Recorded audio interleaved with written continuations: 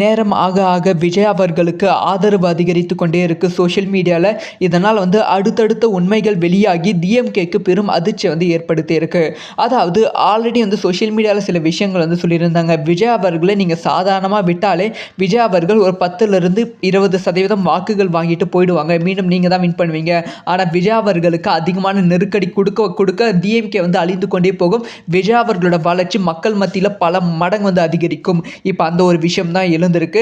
அதாவது விஜய் அவர்களோட அந்த கரூர் சம்பவத்துக்கு அப்புறமா இப்போ விஜய்க்கு பயங்கரமான ஆதரவு அதிகரித்திருக்கு. ஸோ இத்தனை நாளாக விஜயை ஒரு கொண்டாடும் ரசிகனா, ஒரு கொண்டாடும் தலைவனா, இல்லை கொண்டாடும் தன்னோட ஹீரோவாக பார்த்த ரசிகர்கள் இப்போ புரட்சி தலைவனாக விஜய் அவர்களை பார்த்துருக்காங்க. சோஷியல் மீடியாவில் வி ஸ்டாண்ட் வித் விஜய் அப்படிங்கிற ஹேஷ்டேக் செமையாக ட்ரெண்ட் ஆகிக்கொண்டே இருக்கு. அது மட்டும் இல்லாமல் டிஎம்கே ஃபெயில் அப்படிங்கிற ஹேஷ்டேக்கும் ட்ரெண்ட் ஆகிக்கொண்டே இருக்கு. இது விஜய் அவர்களுக்கு மிகப்பெரிய ப்ளஸ்ஸாக அமைய போகிறது. அதையும் தாண்டி சில பேர் 2026 இதுக்கு முன்னாடி வரைக்குமே நீங்கள் ஜெயிச்சாலும் தோத்தாலும் கூட சப்போர்ட்டில் இருப்போம், அடுத்தடுத்த எலெக்ஷன் நம்ம பார்த்துக்கலாம் அப்படின்னு தான் நினச்சோம். ஆனால் 2026 நீ ஜெயிச்சே ஆகணும், என்ன பண்ணுவேன்னு தெரியாது விஜய், நீ ஜெயிச்சே ஆகணும், உங்க கூட நாங்கள் இருக்கோம், நீ தோத்தனா ஒன்றை மட்டும் இல்லை உங்கள் கூட நிற்கிற ஒவ்வொருத்தனையும் அழிச்சிடுவாங்க அப்படின்னு சொல்லி விஜய் அவர்களுக்கு